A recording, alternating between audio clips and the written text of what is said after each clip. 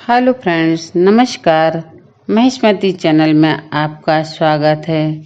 आज हम आपको बैद्यनाथ धाम देवघर के बारे में कुछ ऐसी बातें बता रहे हैं जिनको जानकर आप हैरान रह जाएंगे। अगर आपको मेरा चैनल पसंद आए तो आप लाइक करिए, कमेंट्स करिए और सब्सक्राइब कीजिए, जिससे कि मैं कोई भी वीडियो अपलोड करूं सबसे पहले आप तक पहुंचे। तो आइए जानते हैं।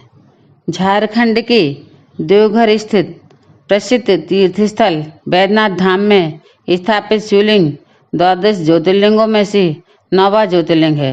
यह देश का पहला स्थान है जो ज्योतिर्लिंग के साथ ही शक्तिपीठ भी। यूँ तो ज्योतिर्लिंग की कई कथा पुराणों में है, लेकिन शिव पुराण में इसकी विस्तार पूर्वक जानकारी मिलती है। इसके अनुसार बैद्यनाथ धाम ज्योतिर्लिंग की स्थापना स्वयं भगवान विष्णु ने की थी। इस स्थान के कई नाम प्रचलित हैं, जैसे हरितिका वन, चिता भूमि, रावणेश्वरम कानन, हार्दपीठ और कामनालिंग। कहा जाता है कि यहाँ आने वाले सभी भक्तों की मनोकामनाएं पूरी होती हैं, इसलिए मंदिर में स्थापित शिवलिंग को कामनालिंग भी कहते हैं। इसके अलावा इस धाम को के अन्य कई नाम भी जाने जाते हैं। आइए जानते हैं नामों का कैसा है नाता। इसलिए कहते हैं इस स्थान को हार्दपीठ। बैद्यनाथ धाम देवघर को हार्दपीठ के नाम से भी जाना जाता है। पौराणिक कथाओं के अनुसार राजा दक्ष ने अपने यज्ञ में भगवान शिव को नहीं आमंत्रित किया। यज्ञ के बारे में पता चला तो देवी सती ने भी जाने की बात कही। शिव जी ने कहा कि बिना निमंत्रण कहीं भी जाना उचित नहीं है, लेकिन सती जी ने कहा कि पिता के घर जाने के लिए किसी भी निमंत्रण की आवश्यकता नहीं है। शिव जी ने उन्हें कई बार समझाने की कोशिश की, लेकिन वह नहीं मानी और अपने पिता के घर चली गई। लेकिन जब वह वहां पहुंची तो उन्होंने अपने पति भोलेनाथ का घोर अपमान देखा तो सहन नहीं कर पाई और यज्ञ कुंड में प्रवेश कर गईं। सती की मृत्यु की सूचना पाकर भगवान भोलेनाथ अत्यंत क्रोधित हो गए और वह माता सती के शव को कंधे पर लेकर तांडव करने लगे। देवताओं की प्रार्थना पर आक्रोशित शिव को शांत करने के लिए श्री हरि अपने सुदर्शन चक्र से सती के मृत शरीर को खंडित करने लगे। सती के अंग जिस जिस स्थान पर गिरे वे स्थान शक्तिपीठ कहलाए। मान्यता है कि इस स्थान पर देवी सती का हृदय गिरा था। यही वजह है कि इस स्थान को हार्दपीठ के नाम से जाना जाने लगा।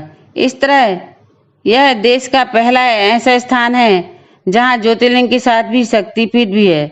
इस वजह से इस स्थान की महिमा और अधिक बढ़ जाती है। बैद्यनाथ धाम में स्थापित शिवलिंग को कामनालिंग भी कहते हैं। प्राचीन कथाओं के अनुसार लंकापति रावण ने भगवान शिव को प्रसन्न करने के लिए कठिन तपस्या की।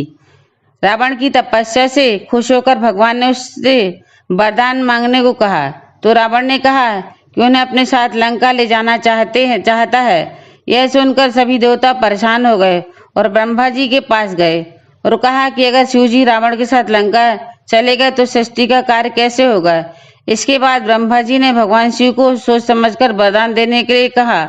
इस पर शिव जी ने रावण से कहा कि यदि तुम मुझे लंका ले जाना चाहते हो तो ले चलो, लेकिन मेरी एक शर्त है। भगवान शिव ने रावण से कहा कि जहां भी मुझे भूमि स्पर्श हो जाएगी मैं वहीं स्थापित हो जाऊंगा।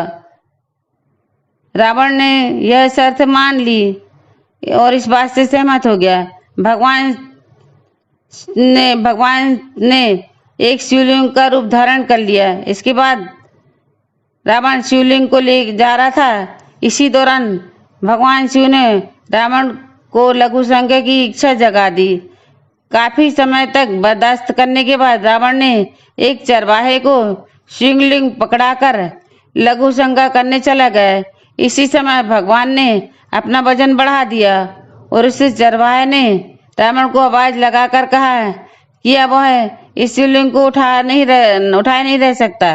रावण लघु संज्ञा करने में व्यस्त होने के कारण सुन नहीं पाया। इधर चरवाहे ने शिवलिंग को जमीन पर रख दिया। जब रावण लौट कर आया तो लाख कोशिश के बाद भी शिवलिंग को उठा नहीं पाया। तब रावण को भगवान की लीला समझ में आ गई और वह अत्यंत क्रोधित हुआ। कथा के अनुसार उसके बाद ब्रह्मा, विष्णु और अन्य देवताओं ने आकर उस शिवलिंग की पूजा की और शिव जी के दर्शन होते ही शिवलिंग को उसी स्थान पर स्थापित कर दिया। तभी से महादेव देवघर में कामनालिंग के नाम से जाने जाते हैं। ऐसे होती है विवाह और संतान की प्राप्ति की मनोकामना यहाँ पर पूरी। आइए जानते हैं। भोलेनाथ सबकी सारी मुरादें पूरी करते हैं, बस जातक श्रद्धा से उनका स्मरण कर ले। कामनालिंग की भी ऐसी मान्यता है। कहते हैं जिनके विवाह में कोई दिक्कत हो वह अगर यहाँ आकर दर्शन करके शिव जी को जलाभिषेक कर दे तो भोलेनाथ की कृपा से 1 वर्ष के अंदर ही उनका विवाह संपन्न हो जाता है। वहीं संतान प्राप्ति के लिए भी श्रद्धालु कामनालिंग के दर्शनों के लिए आते हैं। बता दें कि संतान प्राप्ति के लिए भक्तजन अपने स्थान से दंडवत प्रणाम करते हुए कामनालिंग तक पहुंचते हैं। इसके बाद शिव जी को जलाभिषेक करते हैं और अपनी मनोकामना पूरी करने की प्रार्थना करते हैं। कहते हैं भोलेनाथ की कृपा से उनकी मनोवांछित कामनाएं पूरी होती हैं। धन्यवाद दोस्तों। जय भोलेनाथ।